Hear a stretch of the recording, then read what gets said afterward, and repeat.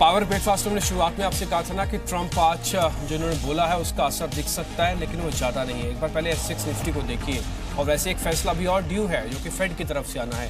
तो अमेरिका की तरफ से दो संकेत हैं, एक आ चुका है और एक अभी आना बाकी है। SGX निफ्टी फिलहाल 11 अंकों की मामूली गिरावट के साथ ट्रेड कर रहा है। अच्छी बात यह है कि 10,150 को होल्ड कर रहा है। ये भारत की अपनी डोमेस्टिक कंजम्पशन की स्ट्रेंथ है, ये ऑटो की कल की स्ट्रेंथ है, और मार्केट के अंदर एक अच्छे लेवल की स्ट्रेंथ है जो कि बाजार अभी होल्ड कर रहा है। ऐसा नहीं कि ग्लोबल संकेत पूरी तरह से खत्म हो गए हैं, अभी भी आ रहे हैं गाय बगाए, अभी भी नेगेटिव खबर आ जाती है, लेकिन मार्केट किसी ना किसी तरह से उन सभी को अपने साथ एडजस्ट करने की कोशिश कर रहा है। नैस्डैक, डॉ फ्यूचर्स, S&P 500 सभी हरे निशान में बंद हुए।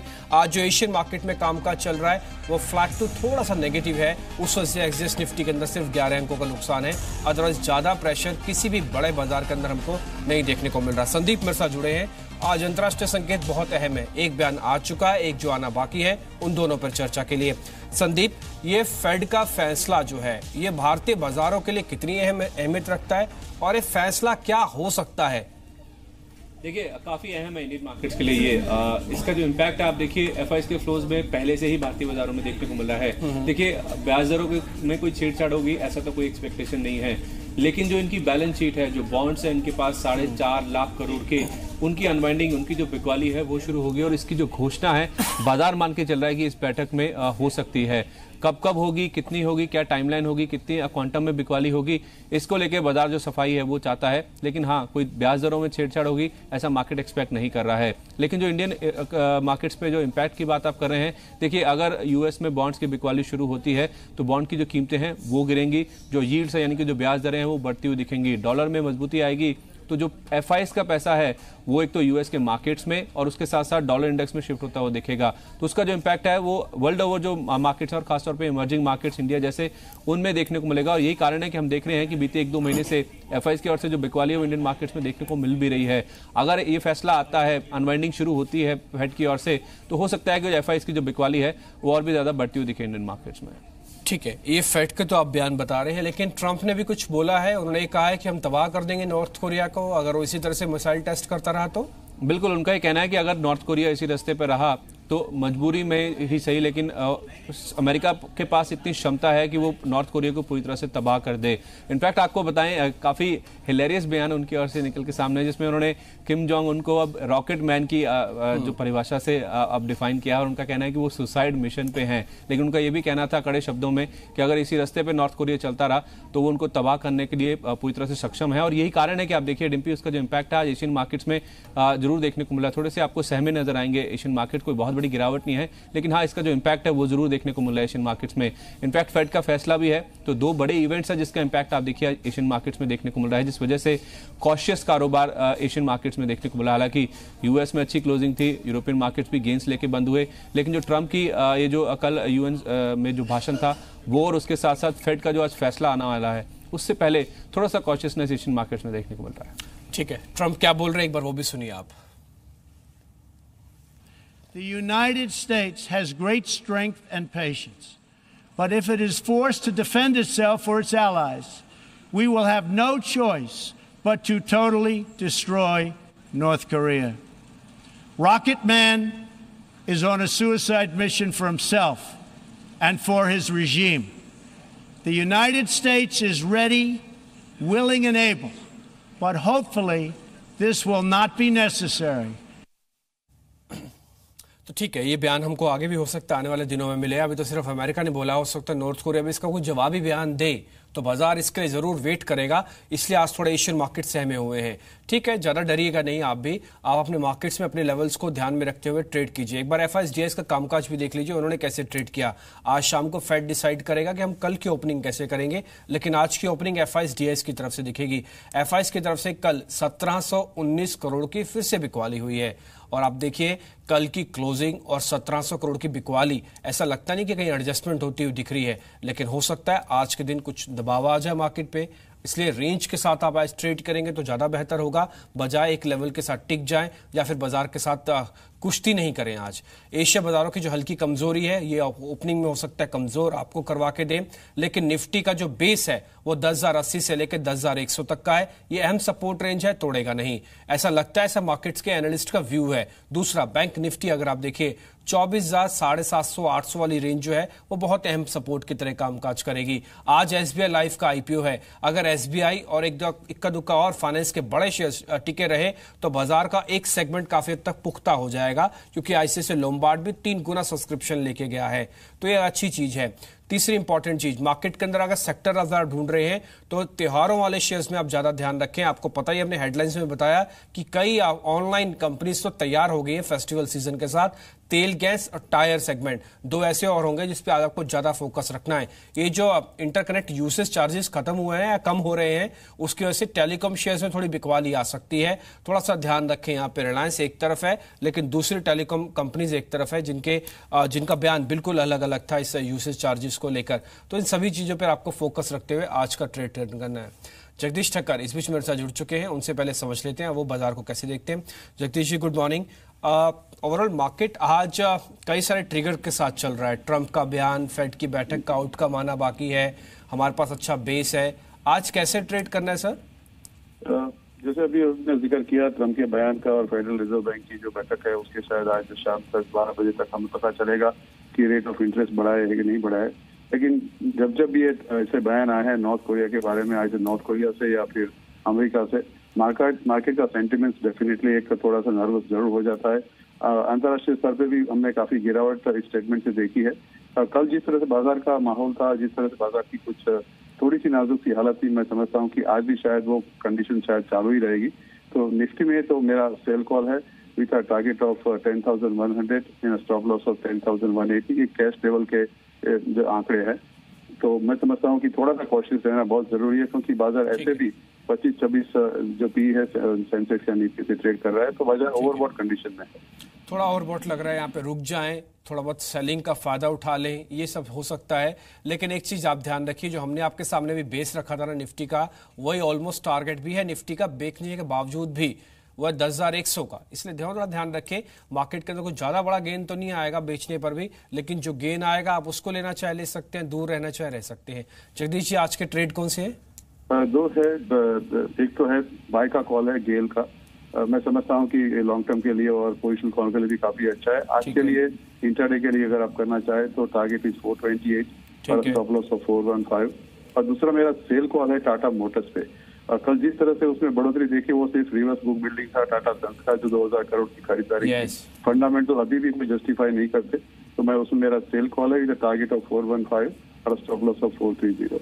ठीक है, एक बार प्रॉफिट बुकिंग की जा सकती है टाटा मोटर्स में। कल ये सबसे तेज चलने वाले शेयरों में से एक था, 4% से कुछ ज्यादा की मजबूती। 415 का आज का टारगेट है और 430 का एक स्टॉप लॉस रख सकते हैं आप। जिन्होंने कल शायद तेजी में नहीं कमाया, अगर आज जगदीश जी की कॉल को समझे, 430 का एक स्टॉप लॉस लगा लें तो हो सकता है मंदी में कुछ पैसे बन जाए। लेकिन गेल एक अच्छी कॉल है, यहाँ पे ध्यान रख सकते हैं। 428 का टारगेट, 415 का स्टॉप लॉस है। तो ये दोनों कॉल्स आपके सामने, निफ्टी का आउटलुक आपके सामने, कुछ और कॉल्स है जो अलग अलग ब्रोकिंग हाउसेज से, वो एक बार समझ लीजिए। जगदीश जी, शुक्रिया आपका कार्यक्रम में जुड़ने के लिए। फिलिप्स कार्बन 862 का टारगेट है, इसको ध्यान रखिएगा। आज हमने टायर कंपनीज आपको बताई हैं और ये टायर को प्रोडक्ट रॉ मटेरियल सप्लाई करता है। फिलिप्स कार्बन 862 का टारगेट है, ध्यान रखिए। 828 का एक स्टॉप लॉस है। एक और शेयर है आईडीबीआई कैपिटल की तरफ से, वो एल&टी इन्फोटेक, इस 790 रुपए का शेयर टारगेट है और इसमें 760 रुपए के आसपास का एक स्टॉप लॉस आपको रखना है। कल ठीक ठाक बंद हुआ है, करीब 0.25% के आसपास। वर्लपूल, ये तो खैर हम आपको कई दिन से ही बता रहे हैं शेयर के बारे में, तो और कल भी देखिए 4% ऊपर जाके बंद हुआ, 1340। हमने आपको बताया था 1275 पे और अब नए टारगेट आ रहे हैं 1375 के, तो आप इस पर ध्यान रख सकते हैं। 1314 का एक स्टॉप लॉस भी लगा लीजिएगा। ट्रेलिंग स्टॉप लॉस की तरह काम करेगा जिनका पहले से ही पोजीशन है। इन्वेस्टर पॉइंट बता रहे हैं पीडीलाइट, ये सारे शेयर वही है जो कंजम्पशन बेस्ड हैं, जिनमें कंज्यूमर ड्यूरेबल के कैटेगरी के अंदर आते हैं। पीडीलाइट 880 का टारगेट है, ये 800 जब तक ब्रेक नहीं करता बड़ा स्ट्रॉन्ग कैंडिडेट था। धीरे धीरे देखिए अब 856 तक तो आ गया, 880 तक भी पहुंच जाएगा। 850 तक का एक स्टॉप लॉस इस पे आपको रखना है। तो इन्वेस्टर पॉइंट के दोनों कॉल कंजम्पशन बेस्ड है, वर्लपूल और पीडीलाइट, इन दोनों पर आप ध्यान रख सकते हैं। चलिए आगे बढ़ते हैं और अब बात करते हैं एसबीआई लाइफ के आईपीओ के बारे में। अभी आपको काफी सारी कॉल्स आपके हाथ में आ गई, इंडेक्स आपको पता लग चुका है, आउटलुक आपके सामने, ग्लोबल मार्केट है। अब एसबीआई लाइफ का देखिए, एसबीआई लाइफ का आईपीओ आज निवेशकों के लिए खुलेगा। इसमें निवेश करीब 22 सितंबर तक कर पाएंगे। इसका प्राइस बैंड जो है 685 से 700 रुपए के बीच में तय किया गया है। इश्यू के जरिए करीब 8,400 करोड़ रुपए जुटा रहे हैं। ये आईपीओ की और खासियत क्या है? क्या लोग एकदम से टूट पड़ेंगे या फिर थोड़ा रुकेंगे? कुछ और डिटेल समझ लेते हैं। अंचल मेरे साथ जुड़ चुके हैं। अंचल, पहले ऐसा लग रहा था जब आईसीआईसीआई लोम्बार्ड का आईपीओ आया तो 2 दिन तो बिल्कुल ठंडा रिस्पॉन्स रहा, तीसरे दिन 3 गुना हो गया। ये एसबीआई लाइफ पहले दिन से कुछ ऐसा ही रिस्पॉन्स दिखा रहेगा? और मार्केट के पार्टिसिपेंट क्या कह रहे हैं प्राइस बैंड के बारे में?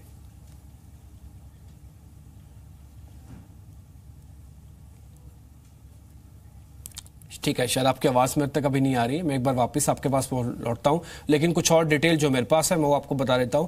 8,400 करोड़ रुपए कंपनी जुटाना चाहती है। और इसमें एक और दिलचस्प बात है कि 7 सालों में ये पहला आईपीओ होगा जिसकी वैल्यू $1 बिलियन होगी, जिसकी वैल्यू $1 बिलियन होगी। और इस भारी भरकम आईपीओ के लिए एसबीआई 8 करोड़ और बीएनपी पारिबा करीब 4 करोड़ शेयर बेचेगा भी। ये ऑफिस के जरिए कंपनी बेचना चाहते हैं। उससे जो रकम मिलेगी ये कुल रकम का 5,600 करोड़ रुपया वो इसमें से मिल जाएगा। अंचल बताएं कुछ और डिटेल्स। बिल्कुल टिम्पी, देखिए आपको याद है हम पहले ही बात कर रहे थे जब आईसीआईसीआई लोम्बार्ड का आईपीओ खुला था कि कौन सा बेहतर आईपीओ होगा निवेश के लिए। डेफिनेटली आईसीआईसीआई लोम्बार्ड को इन्वेस्टर पिक के तौर पर निवेशक दिख रहे थे, लेकिन एसबीआई के केस में लिस्टिंग गेन ज्यादा बेहतर आते हुए दिखेंगे। और वही चीज कहीं ना कहीं ग्रे मार्केट में भी काफी ऑब्वियस थी। 35 से 40 रुपए के प्रीमियम तक ट्रेड कर रहा था, तो कहीं ना कहीं वो चीज पहले दिन से ही आपको एसबीआई के आईपीओ में दिखेगी। बिकॉज जो लिस्टिंग गेन्स का इंटरेस्ट है वो निवेशकों को जरूर इसमें पार्टिसिपेट करता हुआ दिखेगा। और ऑलरेडी डे 2 डे 3 में एचएनआई एक्टिविटी डेफिनेटली बढ़ती हुई दिखेगी। ठीक है, अच्छा आपने हमको जो डिटेल बताई। अंचल, एक और छोटी सी चीज बताइए, इसमें सब्सक्रिप्शन के आंकड़े कितने आने वाले हैं, कैसे आ सकते हैं? मतलब पहले दिन ही में एक्सपेक्ट करें कि अच्छी सब्सक्रिप्शन मिलेगी मार्केट में, यही बात है? बिल्कुल टिम्पी, पहले दिन से ही उम्मीद की जा रही है एसबीआई के आईपीओ में एक अच्छा सब्सक्रिप्शन फिगर पहले दिन से ही आपको आता हुआ दिखेगा। एग्जैक्टली कहां जाके रुकेगा वो तो लास्ट में देखने वाली बात है, लेकिन हाँ, जो आईपीओ का स्टार्टिंग डे से ही इंटरेस्ट है वो काफी स्ट्रांग है। ठीक है अंचल, शुक्रिया आपका। तो सब्सक्रिप्शन के आंकड़े अच्छे आ सकते हैं और साथ ही साथ ये इंपॉर्टेंट चीज है कि इसके अंदर आपको एक अच्छा लिस्टिंग गेन आपको मिल सकता है। हालांकि हमारा एनालिसिस आगे भी जारी रहेगा कि एसबीआई लाइफ पे आपको कैसे और कैसे आगे बढ़ना है। अभी टेलीकॉम की खबर आपके सामने रखेंगे और साथ ही साथ कुछ खबरों वाले शेयर्स भी होंगे, लेकिन उससे पहले एक बार जरा कमोडिटीज की भी आप तैयारी कर लीजिए, क्योंकि यहाँ पे भी काफी एक्शन है इक्विटीज मार्केट के एक्शन के साथ साथ। अजय केडिया मेरे साथ जुड़ चुके हैं, केडिया कमोडिटीज के। अजय, आज ट्रेड कैसे लेना है? Good morning. Good morning DMP. देखा जाए तो गोल्ड की बात करते हैं तो हमने देखा कि मार्केट काफी कंसोलिडेशन में था। नो डाउट कल थोड़ा रिकवरी जरूर देखा है, बट ट्रेड्स इतने ज्यादा नहीं थे क्योंकि फेड का जो आउटकम आना है वो काफी अहम रहेगा गोल्ड के लिए। तो आज भी मुझे लगता है जब तक इंटरनेशनल में $1,318 के नीचे गोल्ड ट्रेड कर रहा है, चांसेस है कि हम वापस 1,300 तक का लेवल दिखा सकते हैं। वहीं डोमेस्टिक मार्केट में मुझे लगता है सेल ऑन जम की स्ट्रेटेजी रखनी चाहिए। अभी भी 29,700 तक का भी लेवल मिलता है, वहां पे बेच के चलिए। नीचे में 29,500 तक का लेवल डोमेस्टिक मार्केट में देखने मिल सकता है। ठीक है अजय, क्रूड पे क्या करना होगा? डेबी, क्रूड की बात करें तो कल एक्सपायरी था। हमने एक दिन में तो मिला जुला असर देखा, लेकिन लास्ट में थोड़ा गिरावट जरूर देखा। बट ओवरऑल इन ऑल देखा जाए तो क्रूड 50 WTI मार्क काफी अहम है और सपोर्टेड है। कल ओपेक के जो स्टेटमेंट थोड़े आ रहे हैं कि हम जो प्रोडक्शन कट है वो कंटिन्यू रखें, कहीं ना कहीं प्राइसेस को सपोर्ट करेगा। तो टाइमिंग मुझे लगता है क्रूड में भी बाय ऑन ड्रॉप्स स्ट्रेटेजी रखना चाहिए। ऊपर में 3280 तक के टारगेट देखे जा सकते हैं। ठीक है, ये आज फेड के बैठक का फैसला कुछ आएगा यूएस से, तो उससे रुपए की चाल पे कितना असर पड़ेगा? देखिए, रुपए में अगर हम देखें तो पिछले 2-3 महीने से काफी बड़ी कंसोलिडेशन रेंज में थे, जो हम मोटा मोटी अगर 64, 20-25 का रेंज था। बट कहीं ना कहीं हम देख रहे हैं कि डॉलर इंडेक्स वापस जो 91 का लेवल है छूकर बाउंस करने की कोशिश कर रहा है। तो रुपए में थोड़ी बहुत गिरावट देखने मिल सकती है, जो 64.50, 64.40 का रेंज ले जा सकता है। ठीक है, तो आप इस पे ध्यान रखें। कच्चे तेल पे भी रिकमेंडेशन आपको मिली, सोने पे भी रिकमेंडेशन मिली, और ये रुपये इस समय आपके सामने है। टारगेट है 64.50 और 64.10। अजय, शुक्रिया आपका तीनों कमोडिटीज पे हमको ये बताने के लिए ट्रेड कैसे लेना है। 2 कमोडिटीज है, खैर ₹1 भी है। 64.50 का टारगेट है आज का। आगे बढ़ते हैं, आप कुछ खबरों वाले शेयर से भी आप रूबरू हो जाइए। आज न्यूज फ्लो काफी ज्यादा रहेगा, इसलिए स्टॉक्स पहले समझेंगे और उसके बाद फिर आगे बढ़ते हैं कुछ और खबरों की तरफ। अंचल मेरे साथ जुड़ चुके हैं। अंचल, बताएं आज खबरों वाले शेयर कौन से हैं? शुक्रिया डिम्पी। एक बारी सेकेंडरी मार्केट के शेयरों की बात करने से पहले आईसीआईसीआई लोम्बार्ड का आईपीओ बंद हुआ है, उसका एक अपडेट ले लेते हैं। कुल जो आईपीओ है वो 2.98 गुना सब्सक्राइब होता हुआ दिखा। QIB सेगमेंट में 8.17% की 8.17 गुना की सब्सक्रिप्शन आते हुए दिखे। आईपीओ का प्राइस बैंड 651 से 661 के बीच में था और 5700 करोड़ कंपनी ने आईपीओ के जरिए जुटाए। अब रही बात शेयरों की, तो टाटा ग्रुप के शेयरों पे आप नजर रखिएगा। कारण ये है टाटा सन्स ने 3 कंपनियों में हिस्सेदारी बढ़ाई है। सबसे पहले टाटा केमिकल में कंपनी टाटा सन्स ने टाटा ग्लोबल से शेयर खरीदे हैं। करीब 4.31 करोड़ टाटा ग्लोबल से खरीदे हैं प्रमोटर ने। कुल 674 करोड़ में हिस्सेदारी खरीदी गई है और अब जो टाटा सन्स की हिस्सेदारी है टाटा केमिकल्स में वो 19.35% से बढ़ के 23.45% हो गई है। वहीं टाटा ग्लोबल के अंदर कंपनी प्रमोटर टाटा सन्स ने शेयर खरीदे हैं। ये शेयर टाटा केमिकल से खरीदे गए हैं। कुल 921 करोड़ में 6.8% हिस्सा खरीदा है टाटा सन्स ने टाटा ग्लोबल के अंदर और जो हिस्सेदारी है वो बढ़ के अब 29.43% कर दी है। और टाटा मोटर्स कल एक स्ट्रॉन्ग परफॉर्मर भी था, यहाँ पे भी टाटा सन्स ने हिस्सेदारी बढ़ाई है। कंपनी से ही शेयर खरीदे हैं, करीब 1.34% के करीब की हिस्सेदारी खरीदी है। टोटल लागत लगी है 1634 करोड़ में हिस्सेदारी खरीदी गई है और अब टाटा सन्स की हिस्सेदारी बढ़कर 32.94% हो गई है टाटा मोटर्स में। तो कहीं ना कहीं इन तीनों ही कंपनियों पर नजर रखिएगा, यहाँ पे एक्शन आज भी कंटिन्यू रह सकता है। टेलीकॉम स्पेस में नजर रखिएगा, जहां एक तरफ भारतीय आइडिया के लिए दिक्कतें बढ़ती हुई दिखेंगी, वहीं दूसरी ओर रिलायंस के लिए एक राहत की बात है। कारण यह है ट्राई ने नए IUC गाइडलाइंस जारी किए हैं और जो मोबाइल टू मोबाइल है वहां पे जो ट्रांजैक्शन चार्जेस हैं, टर्मिनेशन चार्जेस हैं, उन्हें घटाया है। 14 पैसे पर मिनट से घटाकर अब सीधा 6 पैसे पर मिनट किया है और इसका सबसे ज्यादा डेंट आइडिया और भारतीय एयरटेल पे आता हुआ दिखेगा। जबकि रिलायंस के केस में जो IUC पेयर है उसको फायदा मिलेगा क्योंकि अब पेमेंट रिलेटिवली कम रहेगी। तो कहीं ना कहीं भारतीय आइडिया पे आज आपको बिकवाली देखने को मिलेगी, वहीं रिलायंस के लिए एक अच्छा दिन रह सकता है। टायर स्पेस पे भी नजर रखिएगा, कारण यह है सरकार ने TBR पर एंटी डंपिंग ड्यूटी लगाई है। TBR basically truck bus radialis हैं जो हैवी कमर्शियल टायर्स होते हैं, उनके ऊपर एंटी डंपिंग ड्यूटी लगाई गई है।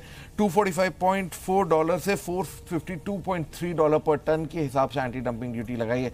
तो कहीं ना कहीं Apollo tyre, C8, JK tyre, MRF इन सभी को फायदा होगा। और लास्टली MEP इंफ्रा, यहाँ पे खबर यह है कि SDMC से कंपनी को टोल कलेक्शन के लिए LOI मिला है। बेसिकली जो ऑर्डर है कुल वो करीब 1206 करोड़ का है, 5 साल के लिए ये LOI मिला है। तो कहीं ना कहीं आज MEP इंफ्रा में अच्छी खासी तेजी दिख सकती है। ठीक है अंचल, शुक्रिया आपका ये सभी न्यूज बताने के लिए। आज कहीं ना कहीं इनमें न्यूज फ्लो है तो इसका इंपैक्ट पॉजिटिव और नेगेटिव भी अंचल आपको हाथों हाथ बता रहे थे कि कैसे इसमें ट्रेड दिया जा सकता है। आगे बढ़ते हैं, आप कुछ एक अर्थव्यवस्था यानी कि इकोनॉमी की बात, क्योंकि देश के वित्त मंत्री ने एक बड़ा बयान दिया है। देश अर्थव्यवस्था की नाजुक हालात और मंदी जैसे हालात को लेकर वित्त मंत्री फाइनेंस मंत्रालय से जुड़े बड़े अफसरों के साथ मीटिंग हुई है। बैठक में देश की आर्थिक रफ्तार को बढ़ाने वाले रोड मैप पर चर्चा हुई। इसके साथ ही विनिवेश, नोटबंदी के प्रभाव, रोजगार और निजी निवेश को लेकर भी इस बैठक में चर्चा हुई है। आज मोदी कैबिनेट की अहम बैठक भी है। कैबिनेट में सौभाग्य स्कीम को मंजूरी मिल सकती है। स्कीम के तहत गांव में बिजली देने के लिए इक्विपमेंट्स पर सब्सिडी भी दी जा सकती है। ग्रामीण इलाकों में 24 घंटे 7 दिन बिजली मुहैया करवाने के लिए सौभाग्य स्कीम के तहत ट्रांसफार्मर्स, मीटर और वायर पर सरकार सब्सिडी देगी। सरकार 2019 तक देश के सभी गांव तक 24 घंटे 7 दिन बिजली पहुंचाना चाहती है। साल 2015 में स्वतंत्रता दिवस के भाषण में प्रधानमंत्री मोदी ने 1000 दिन के अंदर करीब 18,500 ऐसे गांव तक बिजली पहुंचाने की बात कही थी जहां बिजली का नामो निशान तक नहीं था। और बिजली की बात से अब बात आती है बारिश की। मुंबई में बारिश का आतंक है।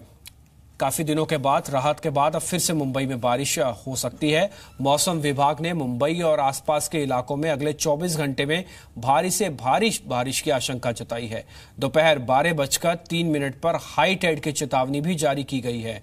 बारिश के अलर्ट को देखते हुए मुंबई में आज स्कूल और कॉलेज बंद कर दिए गए हैं। मौसम विभाग की चेतावनी को देखते हुए BMC ने भी लोगों से अलर्ट रहने के लिए कहा है। मुंबई में मंगलवार को भी तेज बारिश हुई, जिसकी वजह से निचले इलाकों में पानी भर गया। भारी बारिश और कम विजिबिलिटी की वजह से मुंबई के छत्रपति शिवाजी इंटरनेशनल एयरपोर्ट विमान सेवा पर भी असर पड़ा है। एयर ट्रैफिक पर असर की वजह से काफी सारी फ्लाइट्स देर से उड़ रही है और मुसाफिरों को मुश्किल हुई है।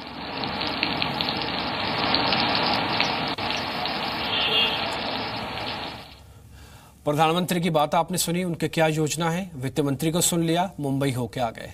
अगर आप इन सब चीजों को खबरों से थोड़ा सा अलग हटके एक सेल के बारे में, त्योहारों के बारे में जानना चाहते हैं तो उसकी जानकारी आपको देते हैं। फेस्टिवल सीजन महासेल, फ्लिपकार्ट, अमेजॉन, पेटीएम मॉल की सेल दिवाली से पहले ई कॉमर्स कंपनियां भारी डिस्काउंट देने जा रही हैं।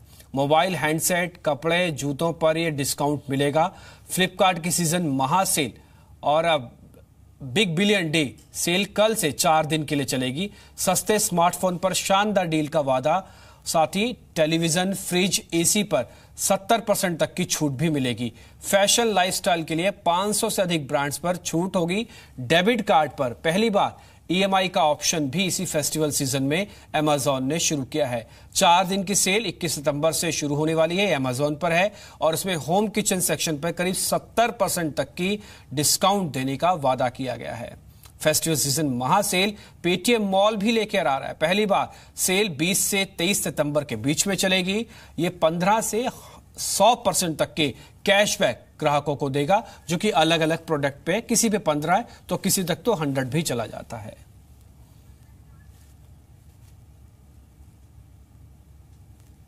तो बिल्कुल तैयार रहिएगा इस सेल के लिए। अब श्राद्ध पक्ष खत्म है और नवरात्रों की धूम है और इसके साथ ही साथ आप ये भी देखेंगे कि दशहरा नवरात्रों में हम भी आपके लिए कुछ स्टॉक्स लेके आएंगे। ना केवल आप प्रोडक्ट के इस्तेमाल कीजिए, प्रोडक्ट को खरीदिए, बल्कि शेयर्स खरीद के भी अपने पोर्टफोलियो को भी बेहतर बनाइए और इस त्योहारी सीजन में अपने आप को बिल्कुल हर्षित और प्रफुल्लित कर दीजिएगा।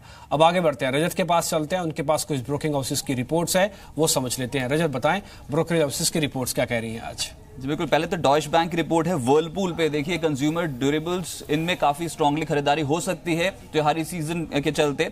यहाँ पर होल्ड रेटिंग बरकरार रखी है डॉइश बैंक ने और जो लक्ष्य वो दे रहे हैं 1120 प्रति शेयर का दे रहे हैं। और जी बिजनेस में पिछले कुछ दिनों में लगातार रिकमेंड भी किया आशीष चतुर्मोता ने ये पर्टिकुलर शेयर।